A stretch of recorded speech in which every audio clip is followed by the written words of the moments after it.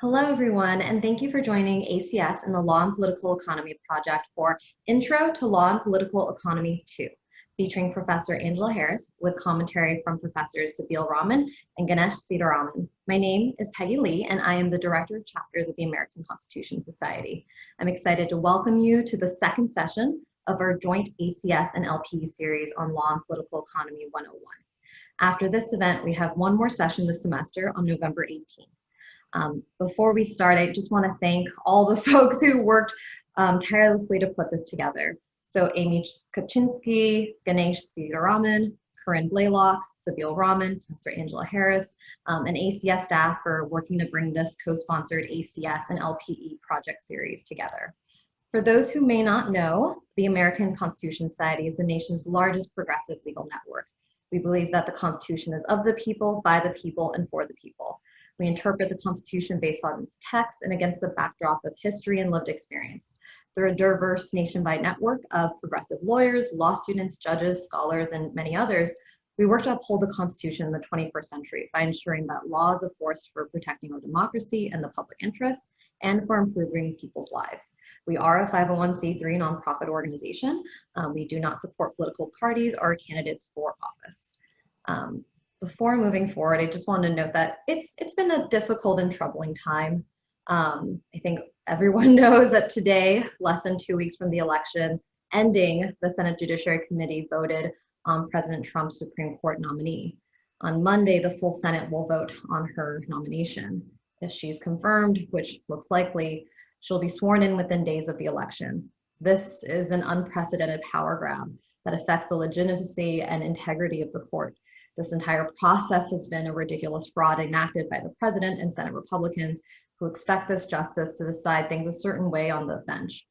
As we prepare for the likelihood of Judge Barrett's confirmation, we have to make it clear that the circumstances of Judge Barrett's nomination requires her recusal from any case related to the 2020 presidential election. We hope that you, everyone on this line, engages on this issue. Talk to your family, friends, community members about the importance of the courts and the circumstances surrounding Judge Barrett's nomination. Follow us on social media at ACS Law for up-to-the-minute messages and updates that you can share with your networks. ACS has a few other upcoming events and opportunities to highlight. First, we're recruiting lawyers and law students to volunteer for nonpartisan activities this election year to help make sure we have a safe, fair, delay-free election for all voters. One of these opportunities is to monitor cyber voter suppression. This year with COVID-19, election protection efforts are moving to kitchen tables and living rooms and helping voters by monitoring social media for misinformation and disinformation. Become a nonpartisan social media monitor this election season. With support from Common Cause, you'll assist voters with questions that they post online, as well as correct misinformation and disinformation on social media platforms. If you're interested in volunteering, please email lcemails@acslaw.org. Also drop that in the chat box. Next Tuesday at 4 p.m. Eastern, we're also hosting an event entitled 1 Week Out, the Legal Landscape of Election 2020. In that event, we'll go over what to expect on election night and the weeks to follow. It will feature Jonathan Stein, the Executive Director of California Common Cause, Kat Calvin, the founder and Executive Director of Spread the Vote, Jonathan Diaz, the legal counsel at Campaign Legal Center, and Dean Tantakaji from the University of Wisconsin Law School. I'll provide the registration link in the chat box. We hope that you continue to engage with ACS and connect with our nationwide network of progressive advocates, activists, and thought leaders, and build relationships that will support you throughout your careers. We look forward to working with you to advocate for racial justice, gender equality, immigrants' rights, climate justice, and a constitution that works for all people. And now to the event. So the program today will begin with Professor Angela Harris, who is the Distinguished Professor of Law at UC Davis School of Law, King Hall. Professor Harris joined the UC Davis School of Law faculty in 2011. She began her career at the UC Berkeley School of Law in 1989 and has been a visiting professor at law schools around the country. She writes widely in the field of critical legal theory, examining how law sometimes reinforces and sometimes challenges subordination on the basis of race, gender, sexuality, class, and other dimensions of power and identity. She played an active role in founding LatCrit and ClassCrits, two organizations that regularly host conferences and publish symposia for legal academics and others writing from a critical perspective on issues of race, gender, ethnicity, sexuality, and class. Currently, she is co-editor-in-chief of the Journal of Law and Political Economy, which just released its first issue last week. Professor Harris received her bachelor's degree from the University of Michigan and a master's degree in social science with a specialization in the sociology of culture from the University of Chicago, where she also received her JD. Towards the end of the event, we'll also hear commentary from Professors Sabeel Rahman and Ganesh Sitaraman. Professor Sabeel Rahman is an associate professor of law at Brooklyn Law School. He's the president of Demos and a faculty co-director of the Law and Political Economy Project, the leading progressive thinker, movement builder, convener, and collaborator whose specialty is linking big ideas to social change strategies. His research focuses on the themes of democracy, economic inequality, exclusion, and power. His academic work explores the history, values, and policy strategies that animate efforts to make our society more inclusive and democratic, and our economy more equitable. He earned his law degree and doctorate at Harvard University and his master's degree at the University of Oxford, where he was a Rhodes Scholar. He serves on the boards of the New Press, United to Protect Democracy, and the Narrative Initiative. Professor Ganesh Sitaraman is a professor of law, ACS faculty advisor, and director of the program in law and government at Vanderbilt Law School. He is also a member of the ACS Board of Directors and Board of Academic Advisors. He teaches and writes about constitutional law, the regulatory state, economic policy, democracy, and foreign affairs. He has been a longtime advisor to Senator Elizabeth Warren, including serving as a senior advisor on her 2020 presidential campaign. He's also a senior fellow at the Center for American Progress and the co-founder of the Great Democratic Initiative, which develops bold, innovative, and detailed policy plans. He earned his AB in government magna cum laude from Harvard College, a master's degree in political thought from Emmanuel College, Cambridge, where he was the Lionel D. Jersey Harvard Scholar, and his JD magna cum laude from Harvard Law School, where he was the editor of the Harvard Law Review. Throughout the program, we encourage you to submit your questions through the Q&A box. I will now pass the mic over to Professor Harris. Thank you very much, Peggy. So thank you to the ACS and the LPE Project for inviting me to participate in this series.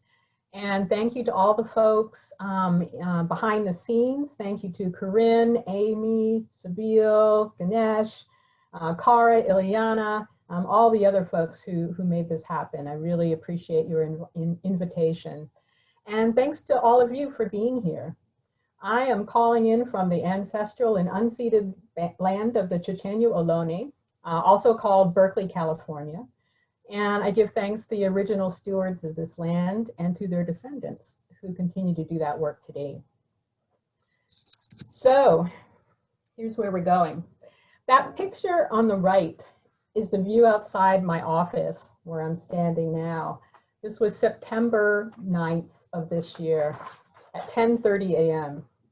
I noticed that the street lights are still on and the ambient light is orange. Since the beginning of this year, over 4.1 million acres have burned in California. There have been over 8,700 wildfires. Climate change isn't something that's coming our way, it's something that's here. But there is no law of climate change. How do we think about it within a legal framework? I'll be suggesting that LPE can help. So here's an overview of what the talk is going to be about today. We'll talk about the way in which we are living in a world of wicked problems. Then we'll talk about LPE, which I believe is legal theory that can help us for a world of wicked problems. And then finally, we'll apply these themes of LPE to the problem of climate change. So let's start with the definition of a wicked problem. Wicked problems are large-scale, long-term policy dilemmas in which multiple and compounding risks and uncertainties combine with sharply divergent public values to generate contentious political stalemates. From a legal perspective, a wicked problem has a couple of features. First, wicked problems transcend conventional legal silos. And secondly, when we look at these problems closely, they expose cracks in the foundation of conventional legal analysis. So take, for example, the problem that we're all right in the middle of right now, COVID-19. Certainly, we might say that the legal issues generated by the pandemic belong in a health law class, but really the issues cross a huge variety of legal fields. There are federalism issues. Who should be managing the distribution of PPE, state and local government or the federal government? There are constitutional issues. How far does the police power reach before it trammels civil liberty? And the pandemic has generated a series of economic problems with legal implications. What kind of bailouts, if any, should renters be getting right now? What's the role of the Federal Reserve in setting interest rates and monetary policy in an economic crisis of this scale? Should the Fed be considering the public good? Is it simply a backstop, or does it have its own independent authority? What's happening to small businesses? Is this pandemic about to destroy Main Street? And what about the fate of entire economic sectors, such as the motion picture industry, the fitness industry, the restaurant industry? Should tax policymakers be actively involved in economic restructuring? Can we open the economy fairly without a round of debt forgiveness? And is this pandemic going to intensify the hold that the big tech companies have on us as consumers? Will it hasten automation and deepen the crises in labor employment law? What should antitrust law look like as these big companies buy up small startups, push brick and mortar companies aside, and approach monopoly power? We now have a federal lawsuit that may answer some of these questions. Meanwhile, though, what about the digital intermediation of life that tech companies represent? Their ability to extend surveillance, data collection, and algorithmic prediction into every nook and cranny of our lives, all under the fiction that clicking "I agree" is actual consent.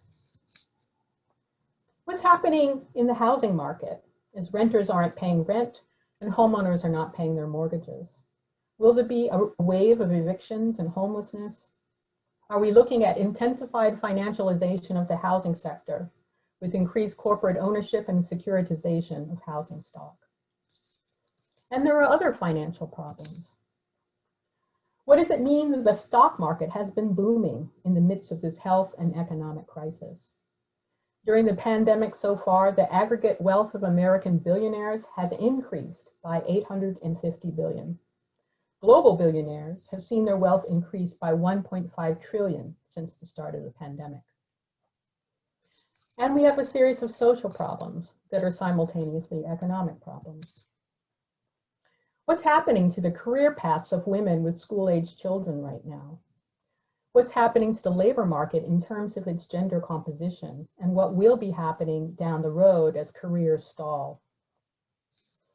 Speaking of wider inequality, what's happening in K through 12 education as a split emerges between those who can afford to pay for private pods and private instruction and those who are reliant on public schooling?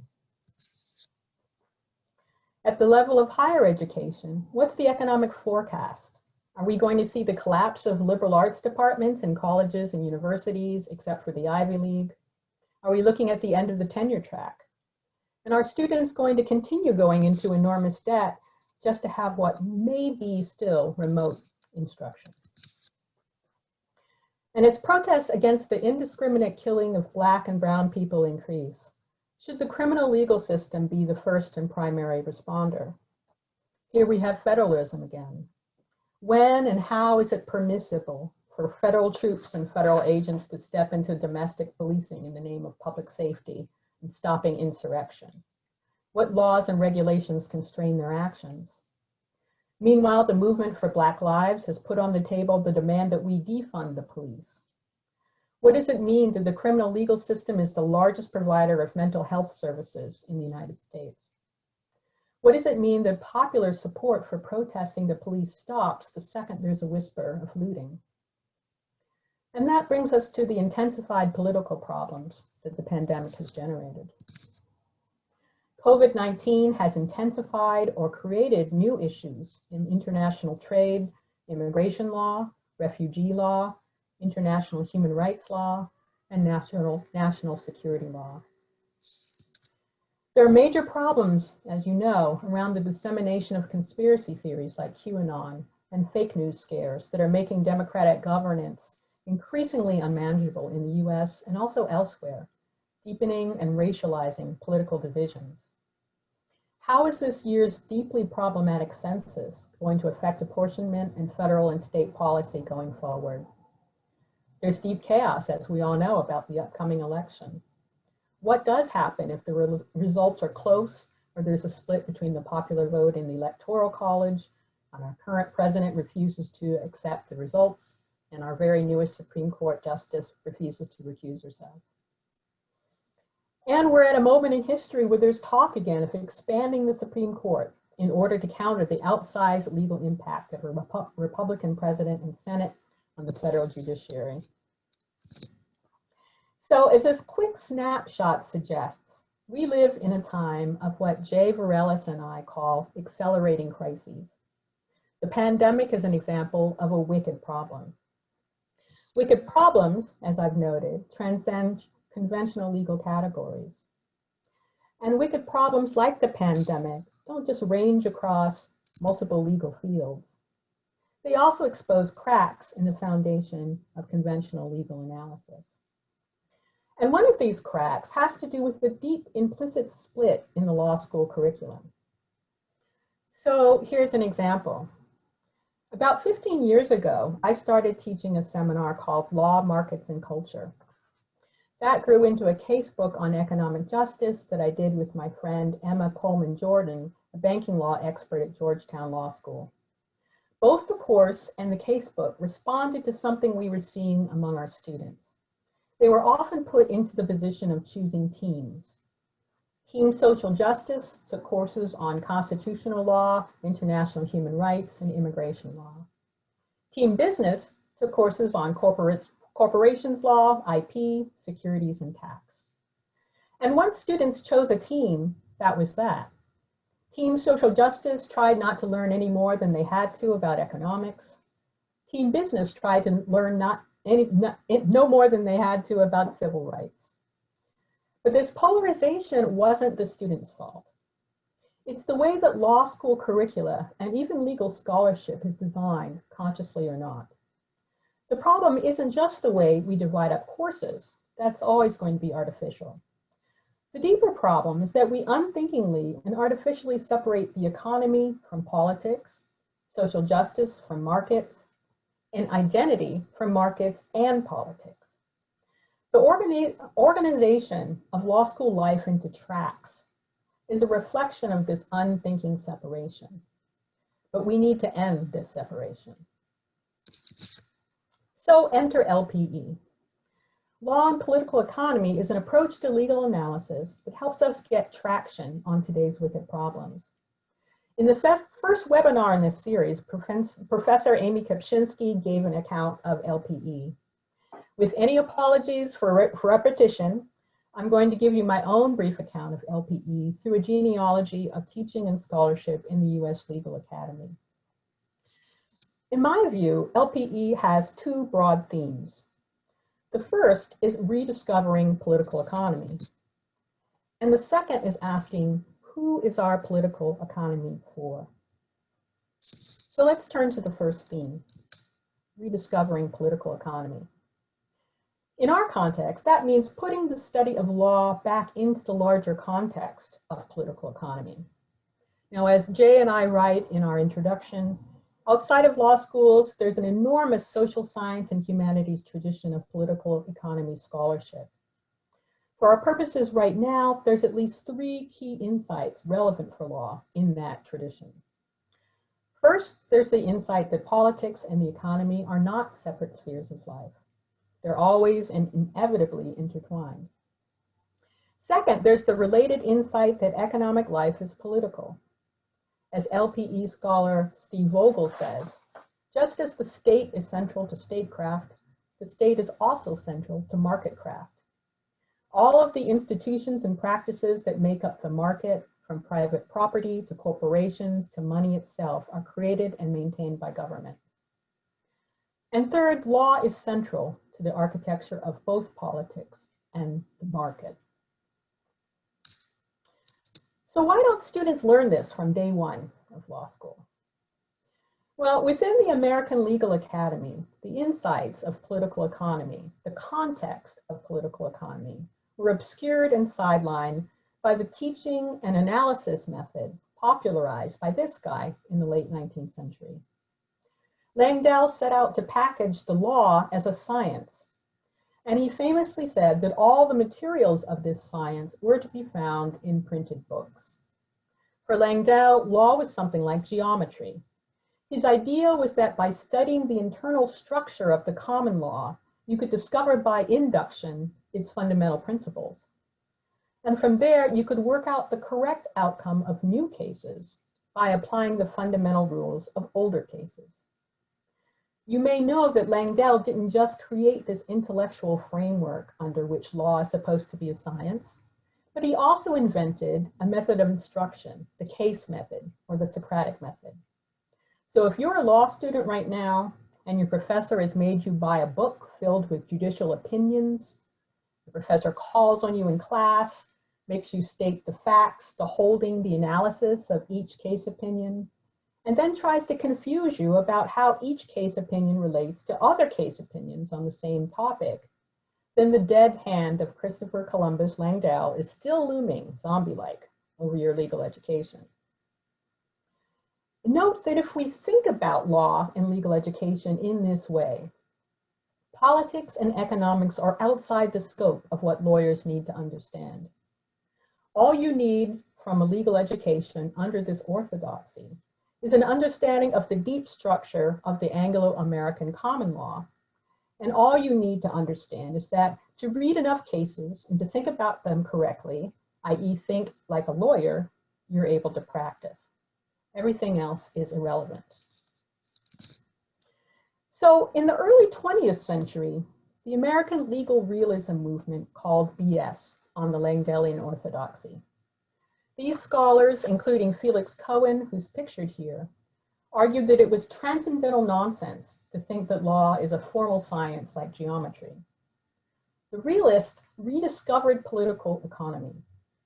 In their view, indeed, law was a subset of social science and psychology, and legal scholars needed to be empiricists. There's a way in which legal realism survives today in the form of law and society scholarship, which continues to champion empirical social science methods as a way to study and evaluate legal systems. But in the meantime, the first legal realists were sidelined by the political context of World War II and then the Cold War, which brought about a desperate search for proof among American elites that the US was better than the USSR.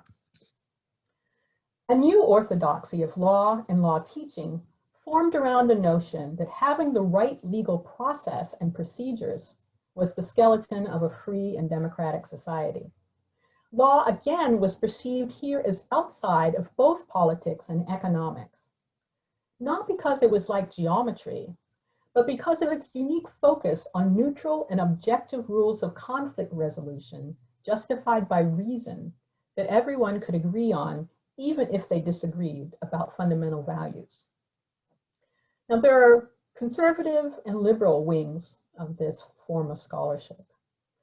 The conservative wing of legal process theory is represented by Herbert Wechsler, who famously wrote an article worrying that Brown versus Board of Education violated neutral principles because it favored racial equality over freedom of association. But the liberal answer to this worry was this book, Democracy and Distrust. This was the book when I went to law school. The idea was that even though judicial review is suspect in a democratic society because it gives power to non-elected judges to overturn legislative rules created by political majorities, it's okay because the court system only interferes with those choices in a limited fashion. For example, when majoritarian power is used to hurt discrete and insular minority groups.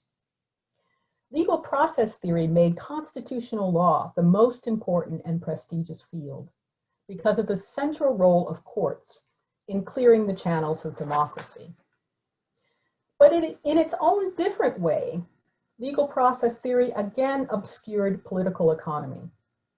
Because of its focus on reason, neutral principles, and objectivity, and its obsession with judicial reasoning as the highest form of legal thought, it turned attention away from legislative and executive power and all the ways in which even judicial law remained deeply political. And insofar as the Supreme Court itself took up legal process theory, it generated case opinions that said, although the court has the power and the duty to protect, for example, racial minorities from legislative oppression with doctrines like strict scrutiny under the Equal Protection Clause, legislative and administrative decisions having to do with the economy or markets should be subject to the lowest level of judicial review. So what happens next in this story? The late 20th century brought a whole lot of upheaval to legal scholarship and education, and represents a period in which simultaneously political economy was being brought to the forefront and pushed back to the background. On the left part of the slide, appropriately, we have one of the key texts of critical legal studies. In the early 1980s, CLS scholars blew the BS whistle on the legal process orthodoxy, reviving again some of the key texts of legal realism and rediscovering political economy. CLS made, again, the point that law is not neutral or objective, that it's as political as everything else in the human world, and argued that instead of neutral principles, Anglo-American law was built on fundamental contradictions between competing substantive values that could never be fully resolved. On the right, you see one of the key texts of law and economics, which starting in the 1970s and gathering steam well into the 1990s and beyond, became a much more powerful school of thought in law schools than CLS ever was. Law and economics revived the dream of law as a science. But this time, economics was the science. And students were supposed to discover that the fundamental principles of the common law promoted allocative efficiency. While CLS was trying to rediscover political economy, law and economics was obscuring political economy by suggesting, among other things, that free markets come first and create the pie, and then politics and law show up to distribute the slices. And I would recommend highly the recent article in the Yale Law Journal by 4 LPE scholars on LPE and the 20th century synthesis for details on this story. And if in your classes you run across the Coase theorem, then law and economics is still alive at your school. So, under this genealogy, we can understand LPE as the latest version of the BS whistle in legal scholarship. Like the legal realists and then the crits, LPE insists on the importance of political economy. Politics and the economy cannot be separated, and neither is more fundamental, more natural, more objective, or more neutral than the other. And market and state governance are both creatures of law. But LPE is not just a revival of critical legal studies or legal realism. There's a second crucial theme in LPE scholarship, which is who is the we for whom our political economy has been designed and for whom should it be designed. The key intellectual interventions in the US Legal Academy here have been feminist legal theory, critical race theory, and the other so-called out-crit movements that built on these, from queer legal theory to lat-crit theory to critical disability studies. More recently, legal scholarship has begun to incorporate settler colonial theory and work on racial capitalism. Each of these movements has blown the whistle on the assumption that there is a homogeneous, neutral, unproblematic we at the center of politics, economics, policy, and law. What should we do is the question that animates all conventional legal scholarship. But each of the out-crit movements asks, who is this we? How is that we constructed? Who's in and who's out? And how does this question of who counts as we affect our political economy more generally? Its institutions, its practices, and its structures. Now, there's a liberal answer to these questions, which is all about inclusion and exclusion. The story, for example, is that once upon a time, there was slavery in the US and women didn't have the right to vote. But then we abolished slavery and we gave women the vote, and now everybody is included. These theories, these outcrit theories, however, offer a more radical answer. The claims that our political economy is not a neutral system to which we can add formerly excluded groups. Rather, the structures and institutions of our political economy incorporate and reflect caste-like conceptions of race and sex and gender and the rest all the way down. So let me give you an example. This is drawn from critical race theory, one of these representative theories. Think about structural constitutional law. This is a course that typically doesn't have much to say about the rights of minorities. It's about how our Constitution is structured and what's the relationship of the different parts to one another. But from a CRT perspective, several of the central questions of this course have everything to do with racialization. Take questions of citizenship. Who are we the people? This question is deeply shaped by constitutional decisions like the Marshall Trilogy in Indian law, which set Indian nations outside the purview of international law and designated them as domestic dependent nations, neither citizens nor foreign nations. The political structure of citizenship itself is also deeply affected by race relations, in this case by slavery. We see this, for example, in the 3/5 clause and the origins of the Electoral College, doctrines that were designed to preserve the political power of the slaveholding South. A second example has to do with questions of federalism and the proper relationship between national and state governments. A big question in structural constitutional law is whether the Reconstruction Amendments, which were meant to incorporate formerly enslaved people into the body of we the people, fundamentally changed the balance of power from the original Constitution, giving more power to the federal government, the national government, as against the states. In a number of Supreme Court cases decided after the Reconstruction period, including the civil rights cases and the slaughterhouse cases, the court held that these amendments did not fundamentally change the balance of power. Under this conception, Congress can only create equality law if the states have demonstrably failed to do so first. This is one source of the states' rights argument that the South long used to defend against racial integration.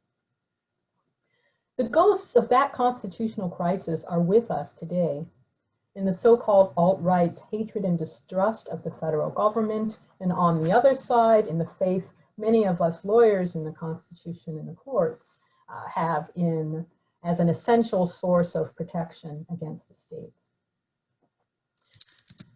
And finally, the question of separation of powers, the balance between judicial and legislative branches of government. Under the doctrine of plenary power, the Supreme Court has held in a series of cases that Congress has unlimited power with little or no judicial oversight to regulate certain groups of people. The most notorious example has to do with immigration, and it came most recently into play with the series of travel bans that the Trump administration placed on countries identified with Islam and with people of color. The doctrine of plenary power has everything to do with race, the power to govern with little no oversight, racialized groups who are not considered part of we the people. So the teaching of critical race theory and its related outcrit theories is that we have to ask not just the how question, but the who question. Whose lives matter? Whose interests count? Who are we the people? And how does this who question then go on to shape the how question? How is it that our institutions, our practices, our traditions, our structures in politics and in the economy affected by the long history of not only exclusion, but extraction and dispossession? What's distinctive about LPE is its commitment to weaving both these themes together, rediscovering political economy, but also asking who is political economy for? Okay, so now we know what LPE is, and let's look at its central themes in the context of the most wicked problem that we have, climate change. In 1976, the ecologist Barry Commoner published a book entitled The Poverty of Power. In that book, he discusses three crises that the US was then struggling with. One was environmental pollution, a second one was the energy crisis, and the third one was an economic crisis in which the US was experiencing a recession and inflation at the same time, so-called stagflation. Commoner argued that these crises were actually all connected, and that they all went back to what he called a single basic defect, a fault that lies deep in the design of modern society. And that is the way that our political economy is designed. Commoner asserted that today's modern global political economy consists of three basic material systems: the ecosystem, the production system, and the financial system. The financial system at the top is all about earnings, profit, credit and debt, savings, investment, trade, and taxes. And it depends on the production of goods and services in the real economy, which in turn depends on, Commoner used the words, the great natural interwoven ecological cycles that comprise the planet's skin and the minerals that lie beneath it. So those arrows show how these relationships should logically look. Ecological systems and cycles are the base, which determine the means and scale of economic production, and relationships of production in turn determine financial relationships of profit and investment. However, according to Commoner, our global political economy is actually built upside down. Under contemporary global capitalism, the pursuit of financial profit drives the terms of economic production, which in turn drives the terms of human, non-human relations. And one of the things that has allowed this upside down system to survive so long was the discovery of fossil fuels as a cheap source of energy.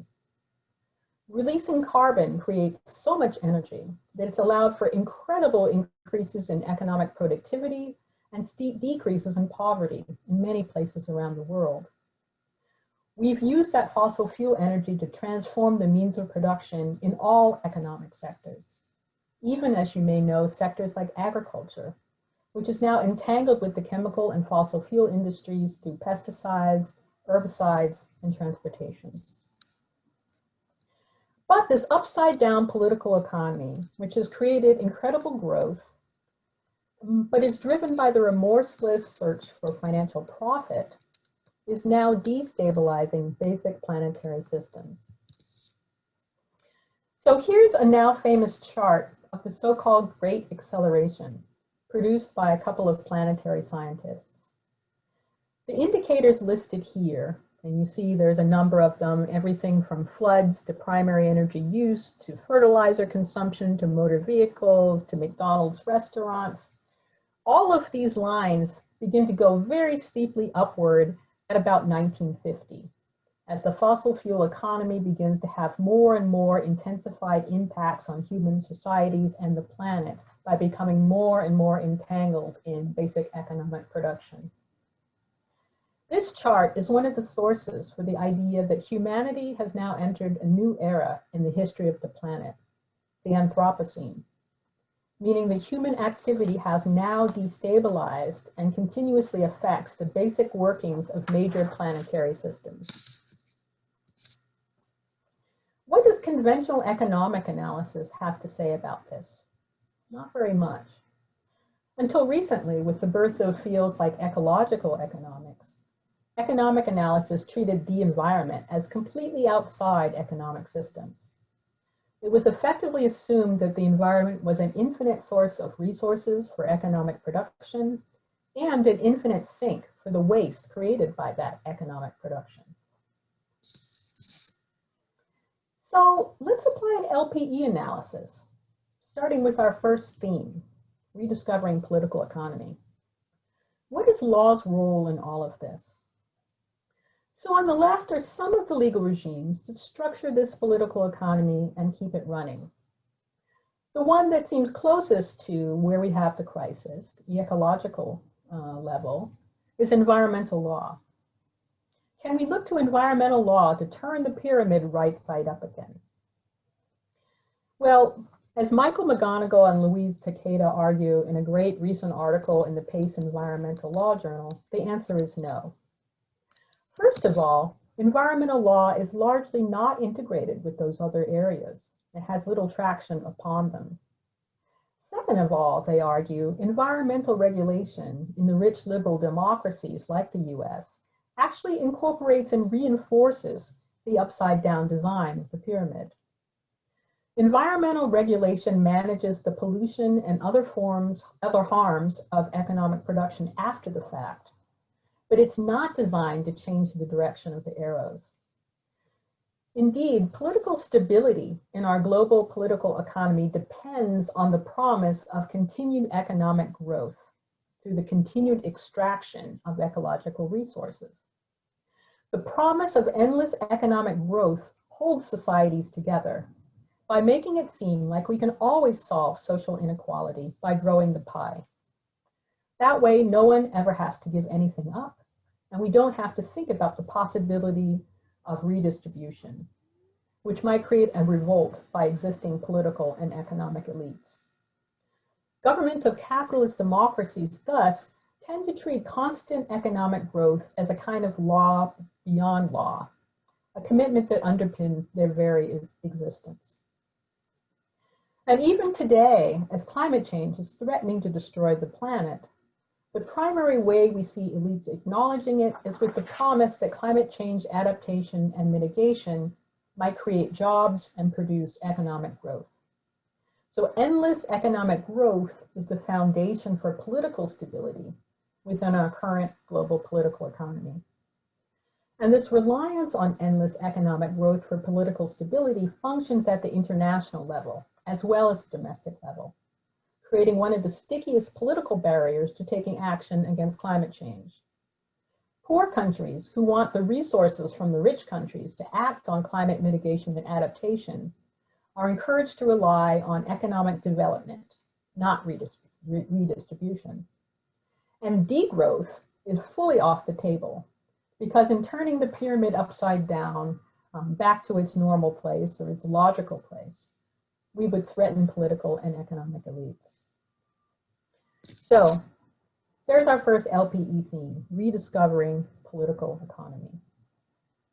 The way law is conventionally studied and taught doesn't help us understand how the myriad legal regimes, public and private, work together to structure and legitimate our existing political economy.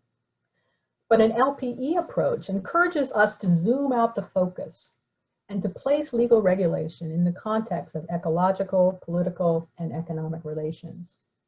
This enlarged focus helps us see the scope and complexity of wicked legal problems. So now let's add the second LPE theme into our look at climate change. I showed you this famous image of the Great Acceleration before, and I explained that 1950 marks the post-World War II period when so many sectors of economic production began to be woven into the chemical and fossil fuel industries. So 1950 has conventionally been taken as the beginning of the Anthropocene. But more recently, this date has been questioned.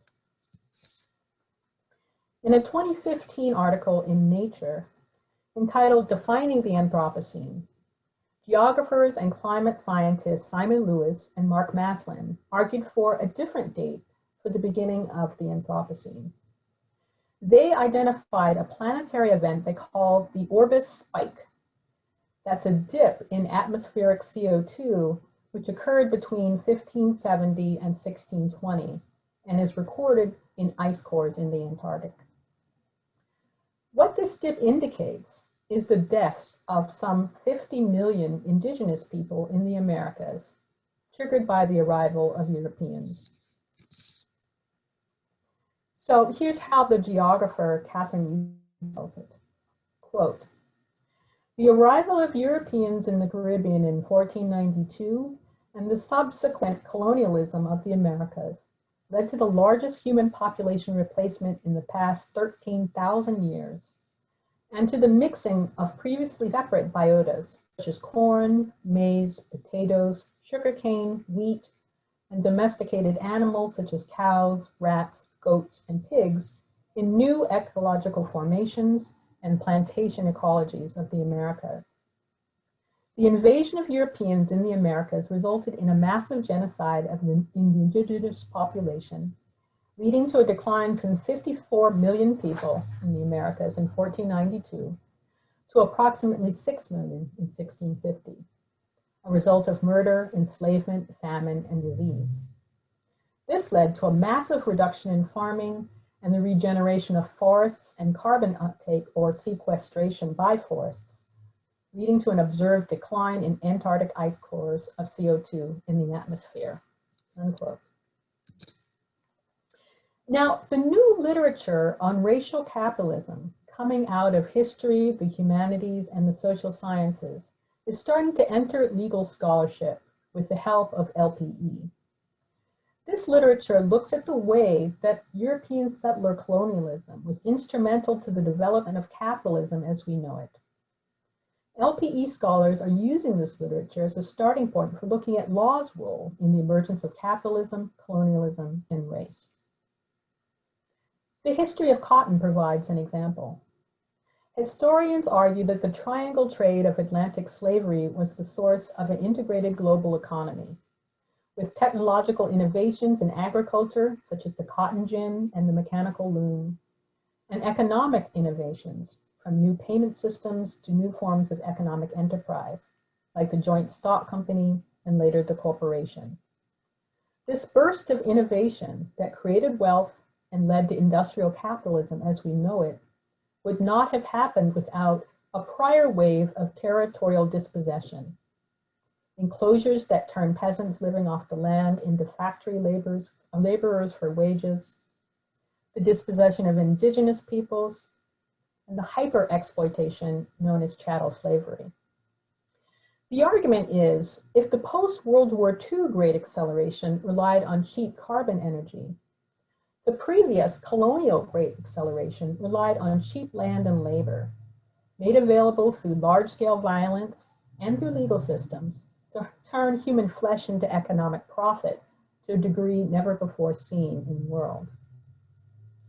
Within settler colonial states, legal doctrines of land dispossession, property, and slavery played a crucial role on this.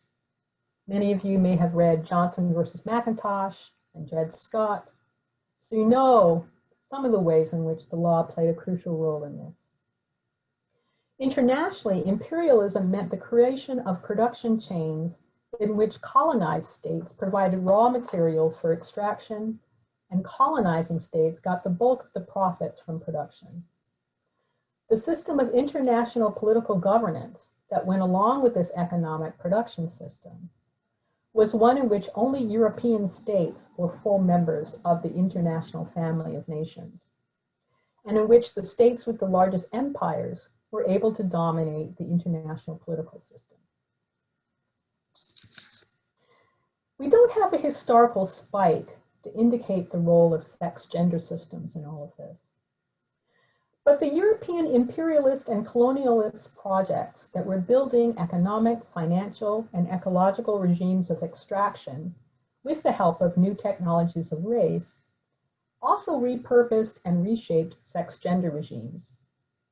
Today, every layer of the political economic pyramid is shot through with gender distinctions that simultaneously interact with race and class systems. So as we note here, political governance and financial governance systems are deeply gendered as male. Economic production and consumption is also structured around gender. Things like the fact that family care work often gets counted not as economic at all, that paid care work tends to be undervalued, that marriage and family function as sites of wealth accumulation as well as sites for the reproduction of gender and sex itself. Even at the ecological level, processes of ecological extraction tend to be highly gendered. In a recent study, for example, on gender and mining, Sarah Seck and Penelope Simons argued that women face discrimination as workers in the mining industry, that large-scale mining brings with it increased violence against women, and that toxic pollution of water and the environment may have a greater impact on women in the global south due to their traditional roles as collectors of water and preparers of food, and also as small-scale farmers with responsibilities for subsistence agriculture. Because care work is assigned to women through social norms throughout the global south, women tend to bear distinctive burdens of caring for people injured by mining activities as well. So we have a system that is thoroughly gendered and sexed from top to bottom, as well as raced. So now we've applied the second theme of LPE to climate change. Looking backwards in history, we see how racialized gender regimes were recruited to facilitate the racialized systems of environmental extraction, land dispossession, and labor exploitation that constitute the global political economy of fossil fuels. Looking forward in time, because of the way that legal regimes support our upside-down pyramid design, we can expect to see proposed legal solutions to climate change that work within the context of existing silos but fail to change the basic design. And so we can expect people from the global south, national minorities, and women and children to suffer the soonest and most dramatically from climate change. And we're seeing a rehearsal of that larger coming crisis now with the dramatically disparate effects of the COVID-19 pandemic. The wicked problem of climate change exposes the basic flaws in the design of our global political economy. LPE helps us see how hierarchies of racialized gender in the present day continue to serve a role in economic and political production, distribution, and accumulation. And this contextualized approach helps us connect the dots across particular fields of legal practice and across apparent divides between social justice and business, between politics and the economy, and between issues of equality, diversity, and inclusion, and issues of sovereignty or self-determination. Whoops, let me go back here. So far, I've been emphasizing the role of LPE as a critical tool within the academy. But while LPE is developing in law schools, organizers and advocates are out ahead of us doing complementary work. So in the last section of my talk, I want to highlight how today's justice movements, including land justice, climate justice, and just transition, are not only fighting the bad, but also trying to build the new, to put the pyramid right side up again, while also simultaneously dismantling the function of race and sex gender in perpetuating and legitimating this destructive design. This advocacy work goes hand in hand with the LPE approach to intellectual analysis. So environmental justice is probably the most famous justice movement. But today there are lots of justice movements, including land justice, water justice, data justice, reproductive justice, and of course, climate justice. And I've argued that all of these justice movements share at least three basic commitments that align them with the LPE mission of breaking down silos of analysis and advocacy and zooming out to take law in the context of political economy. The first shared commitment is intersectionality, or as other folks have put it, the recognition of interlocking oppressions. So these movements acknowledge the interrelations among liberation movements, such as the alliance between indigenous people seeking sovereignty and Black and brown people seeking self-determination. Intersectionality in this context also means movement of movements organizing across legal silos, so that labor lawyers, environmental lawyers, corporate lawyers, animal rights lawyers, indigenous lawyers, and housing lawyers, for example, are all trying to talk to one another and build alliances and a shared vision. A second common commitment in these justice movements has to do with an awareness of law's limitations within our upside-down political economy. Because of the tendency that we've seen of conventional legal regimes to reinforce rather than undermine the upside-down design, these movements use legal doctrines and structures as a tool to build power and new creative ways of living, but not as an end in itself. So suing the big oil companies for causing climate change, for example, isn't going to change the design of our political economy, even if that suit succeeds. But the lawsuit does provide an important occasion for organizing and for political education. So using law not to win, but to build power is radical lawyering 101. And these justice movements are quite aware of that lesson.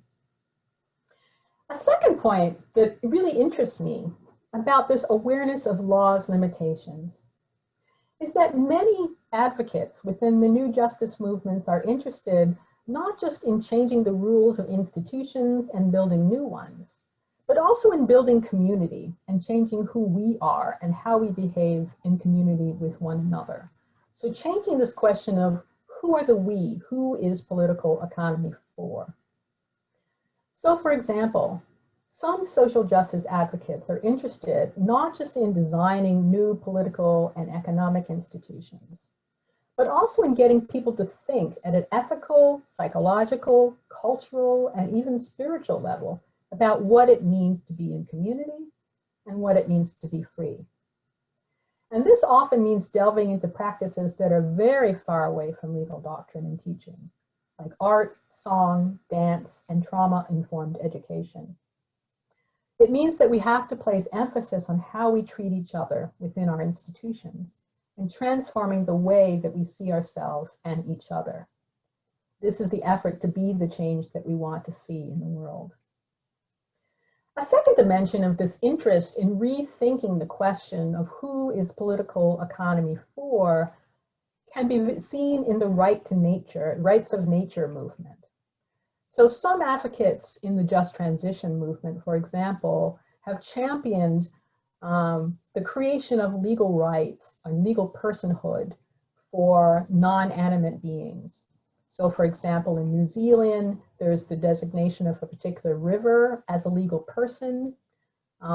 Similar kinds of initiatives have been seen in Latin America and South America, and increasingly in the US as well. So this idea that we can give legal rights and legal personhood to non-humans is part, I think, of this notion of re-envisioning and rebuilding political economy from the ground up. And then the third shared commitment of justice movements is centered on building new political economies, not just seeking inclusion into the existing one. So here's an example of the vision for one part of the just transition movement, the wing of the just transition movement that's about fighting the bad. There's a political economic critical analysis in this vision that's very much in line with LPE analysis. And this is from a book on land justice edited by Eric Holt Jimenez. The challenge for land justice is not just how to confront the issues of concentrated private property and the financialization of agriculture, or how to forge an agroecologically sound and economically equitable new agriculture, but how to confront capitalism. Our skewed system of land tenure reflects a regressive political economic system, itself embedded in a continuing legacy of dispossession, concentration, and exploitation. So there are all the themes that we've talked about within the legal intellectual framework of LPE, playing out within a movement on the ground to think about new forms of political economy that would be both sustainable and just. And here's an example of a vision for building the new. This chart and this slide comes from an Oakland, California organization called Movement Generation, which has put out a number of position pieces and reports under its justice and ecology program that create a roadmap for what they call a regenerative economy. And note the language here that reaches into cultural transformation, not just political and economic transformation. What does all this have to do with law? Here's an example of how law can be used in small concrete steps to start building this new vision. The Sustainable Economies Law Center, located in Oakland, California, was founded by a Berkeley Law graduate who was interested in replacing the idea of finding a job with building a livelihood. SELC's work has a number of programs, which you can see listed on the left, from food and farming, cooperatives, workers' self-directed nonprofits, grassroots finance, community renewable energy, housing, and so on. Each of these projects is designed to facilitate and strengthen local power, worker control over production, local power and control over food and energy, and stakeholder control in financialization. And SELC is also using the fact that you don't need to go to law school to sit for the California bar in order to alter legal education itself, replacing traditional legal education with legal apprenticeships. So we've seen how an LPE analysis gives us better traction on wicked problems in terms of both critique and praxis. LPE's two themes of understanding law in the context of political economy and understanding who our political economy is for breaks down conventional silos of legal doctrine and helps us see the big picture. And we've seen that LPE syncs up with the urgent work of justice movements that seek not only critique, but also reimagination and regeneration. So as we're increasingly immersed in wicked problems and our planet tips towards chaos in ecological, economic, and political systems, we need to be able to face both directions at once. We need to fight the bad and build the new. And LPE can help us do that. So I'm looking forward to questions and discussion. I thank you for your time and attention. And the URL there on the slide is a link to the new Journal of Law and Political Economy. If you're interested in further reading on some of the issues that I've talked about with respect to settler colonialism, racial capitalism, climate change, and the history of the global South versus the global North, there are a couple of fantastic articles in that first issue, which I would direct you to and highly recommend. And with that, I will look forward to the Q&A. Thank you. Great. Well, thanks so much, Angela, for that incredible lecture and great slides. And congratulations to you and the JLPE team for the launch of the journal. Once again, definitely recommend to all listening to this lecture. The pieces are already quite a few pieces on there that build out a number of the themes that Angela just described. So we've got a couple questions here in the Q&A already. Ganesh and I can lift them up here. And folks who haven't, if you have a question, please go ahead and type it in the Q&A box. We've got about just under a half hour left for discussion. So please don't be shy to ask your questions. So I'll just start off here with this first question, and then I'll toss it to you, Angela, and then to Ganesh for the next one. We've got a question here from a attendee here, Nima, asking a little bit more about the relationship to indigenous land and indigenous rights. So how does the state control over indigenous land promote economic inequality, increasing the gap between haves and have-nots? And what's the role of the law student and an LPE law student in particular to challenge that legally? That's a great question. So I think within this, this just transition movement and the climate change movement in general, indigenous people and indigenous lands are in a really interesting position. Because these are groups of people whose political economy was originally quite close to the land in the form of subsistence economies, and also culturally really different in terms of conceptualizing of the land itself as part of the political economy, part of the we on which political economy is built. So as these groups today try to fight for and protect their sovereignty, there are also really interesting models, I think, for alternative ways of thinking about how political economy might be built. And these are groups that, interestingly and conventionally, don't want equality at all. So certainly there are questions and problems of inequality when it comes to access to healthcare, for example, that's going on right in the pandemic. But I think for many indigenous groups, the central problem or the central fight is not for equality within the existing global political economy, but rather for self-determination and power over their own political economy. And the question is, well, what does that look like going forward with climate change, with the fact that these political economies are encapsulated in this larger economy?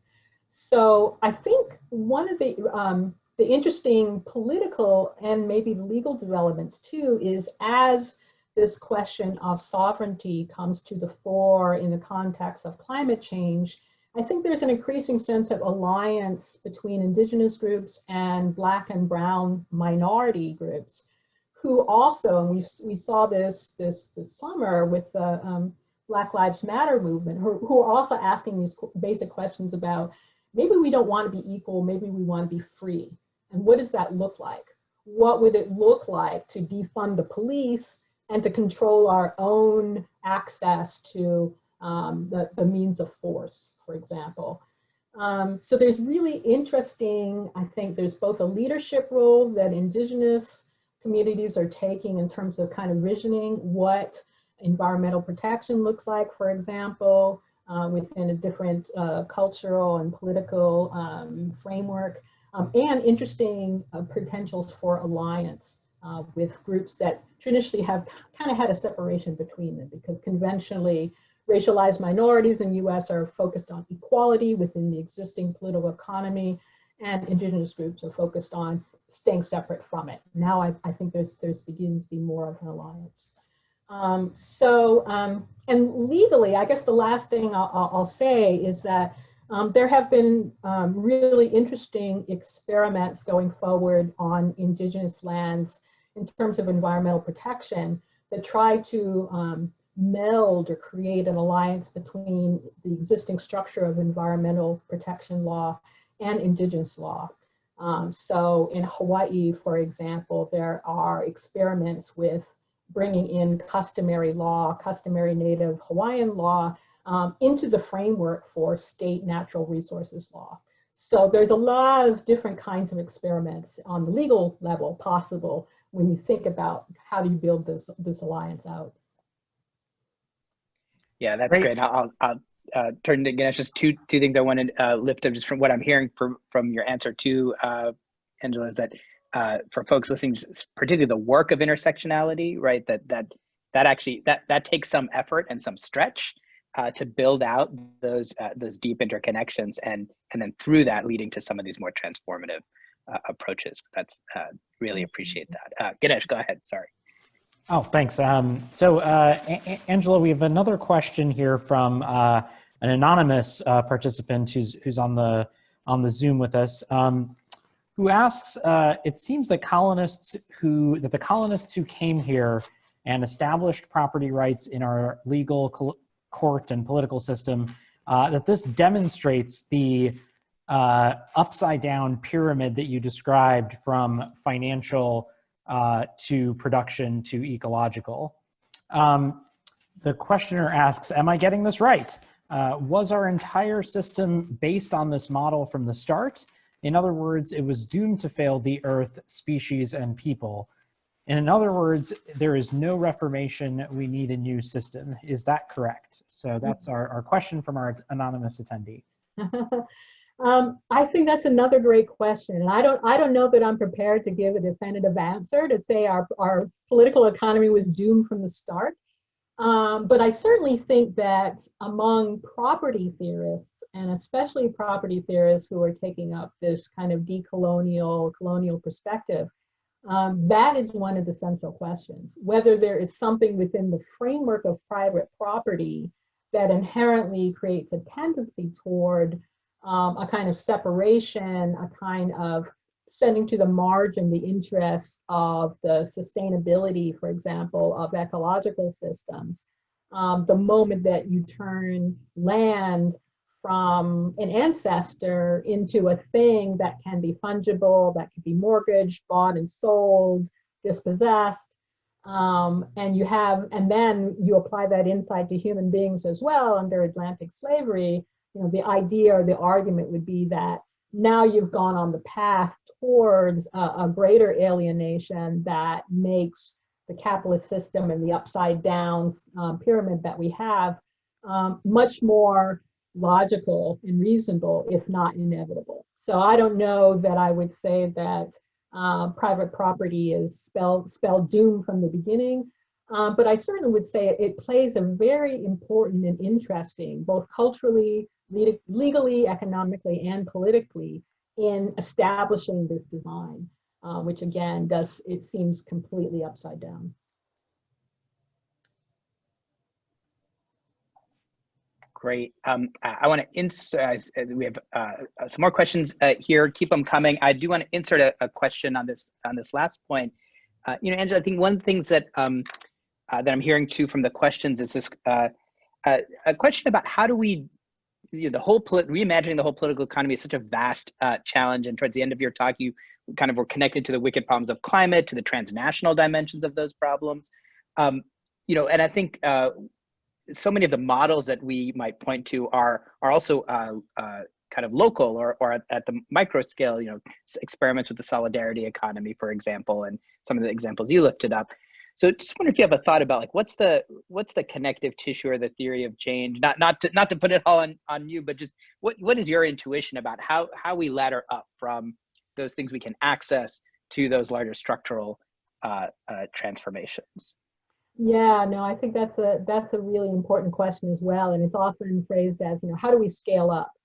So we have this great community garden, it's feeding the community, but how do we scale it so that it's feeding a city or it's feeding a country? So this problem of the disconnection between the local level, the micro level, and this larger level.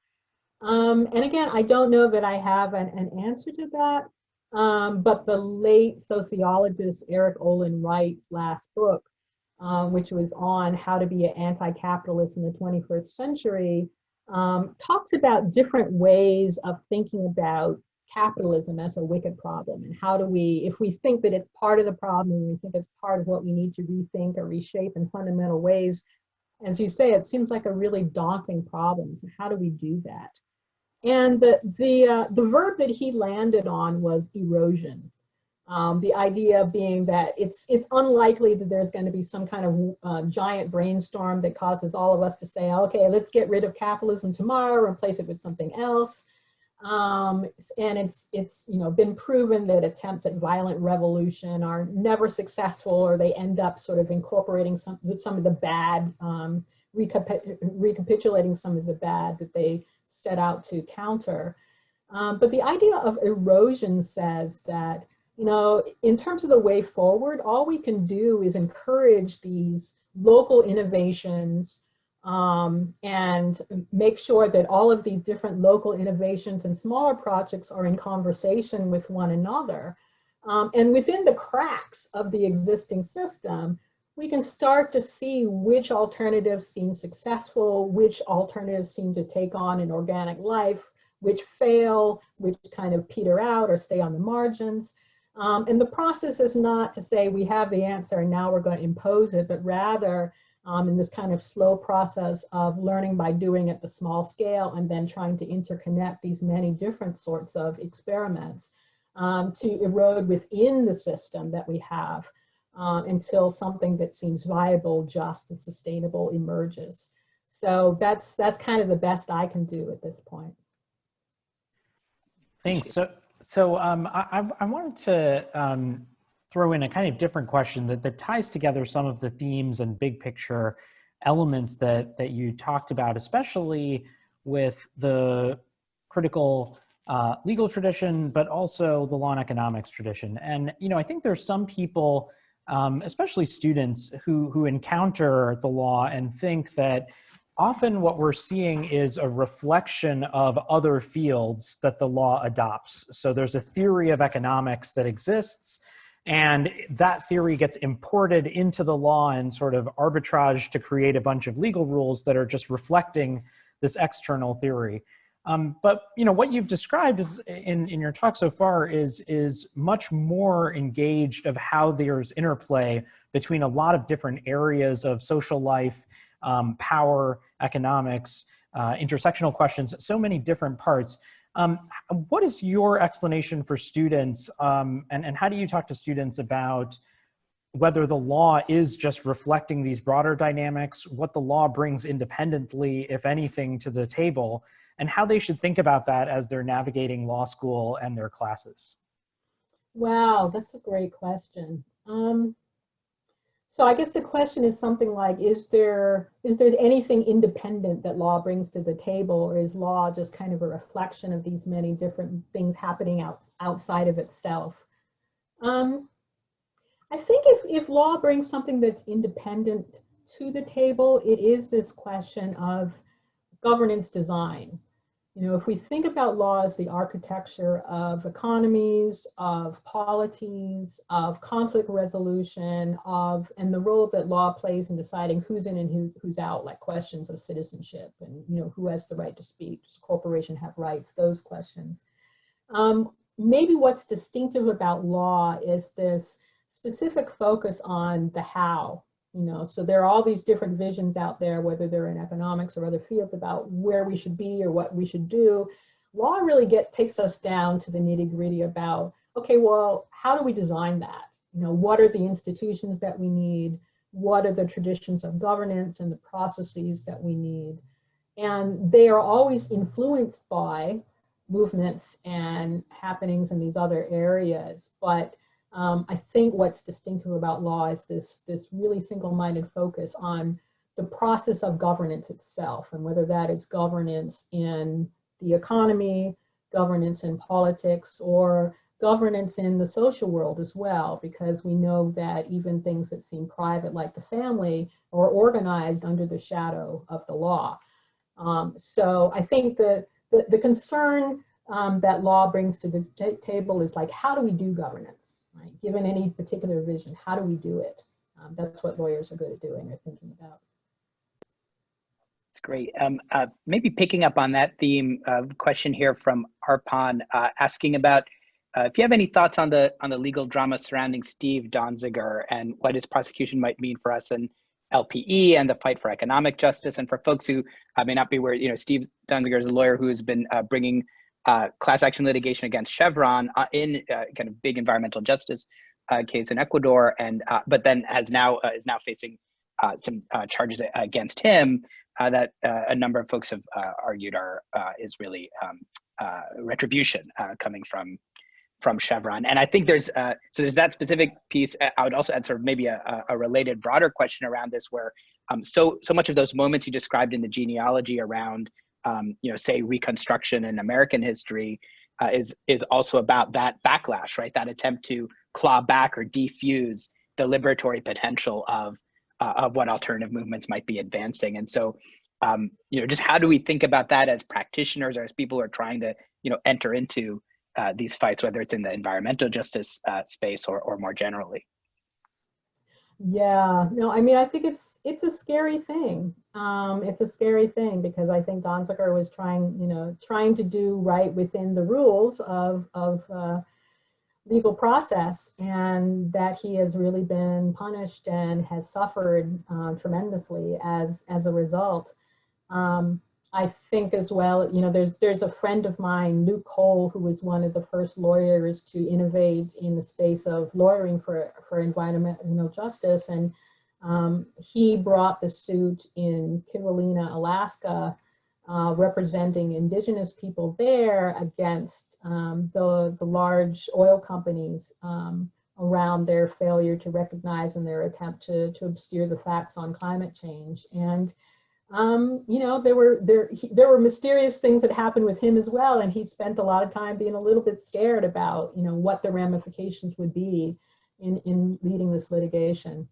I guess it really just speaks to there is a courage necessary if you're going to be a lawyer, if you're going to be out on the front lines of these massive changes, you know, because people who are running this climate litigation are really going up against some of the powerful economic and political elites. And, you know, there's a way in which the level of danger or risk that they may feel is a reflection of how important the work is and how inspiring the work may be to those who want a different world. So this kind of work at the large scale level is definitely risky, and it's definitely, whenever you speak to power, whenever you speak truth to power and try to battle existing elites, you can expect a backlash. And your reference to Reconstruction is another example of that. Those lawyers and advocates who tried to take down slavery in the abolitionist movement, and then later in the civil rights movement to dismantle legalized second-class citizenship, they too often felt the arm of political surveillance, of harassment, certainly attempts at economic destruction. So this work, when it's really cutting edge and it's really radical, is going to provoke a backlash. But for as long as you are going into that with open eyes, then I think it's a challenge, but it's not necessarily a reason to not do the work. Thanks. So I will ask our next question from an anonymous, another anonymous attendee. And this is probably, I think, just given our time now, probably our last question. And then we'll give you a final word after this question. But the question is, how do rights, constitutional rights, human rights, or otherwise, fit into the LPE framework? Are they something we should press and expand, or should we be looking for other frameworks to achieve more equitable legal outcomes? I think rights, I tend to be a both and person. So I think that rights and legal rights are great, that they should be, that we have a proud tradition where we've seen legal rights really help people who are otherwise politically oppressed or economically marginalized. So I think rights are absolutely a good thing, and we should fight for rights. I think what the LPE perspective reveals is that rights are not the end of the story.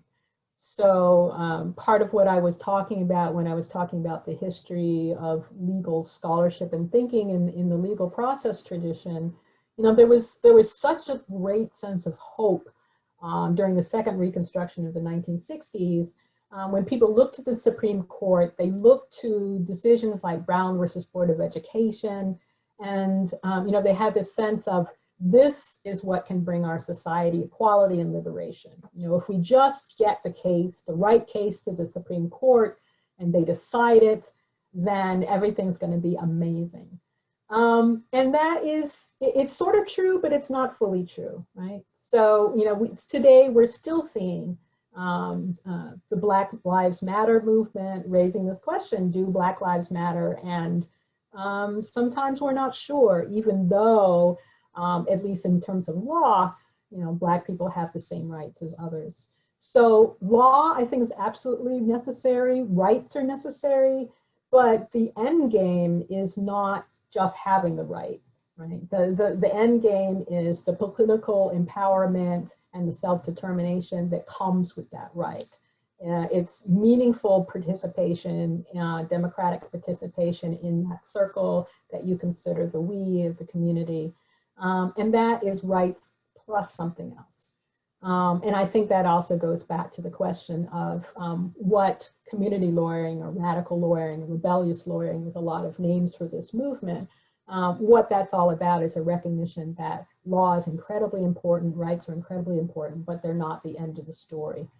They are a means to get to a larger end.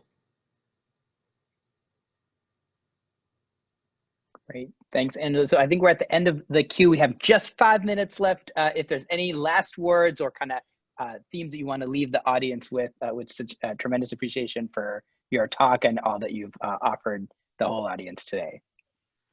Yeah, I don't know. I don't have any particularly inspiring or amazing last words other than those of you who are law students and who are really attracted to LPE. You know, I think you're here at an amazing moment. Right? So, you know, I started the talk by talking about all the horrible crises and the wicked problems and all of these things that are creating anxiety and fear and distress in so many of us. But, you know, the old cliche is that crises are also opportunities. And I wanted to end with some of the justice movement organizing, because I think at this very same time that we've got all these crises, we also have, in part because of those crises, this tremendous flowering of energy, inspiration, enthusiasm of, you know, let's go out and build it. Let's dream a new world and do it. And I think lawyers and law students can be part of that work of making and rebuilding. Even while they're kind of looking at the fear and the terrible things that are happening, there's also the opportunity to move forward.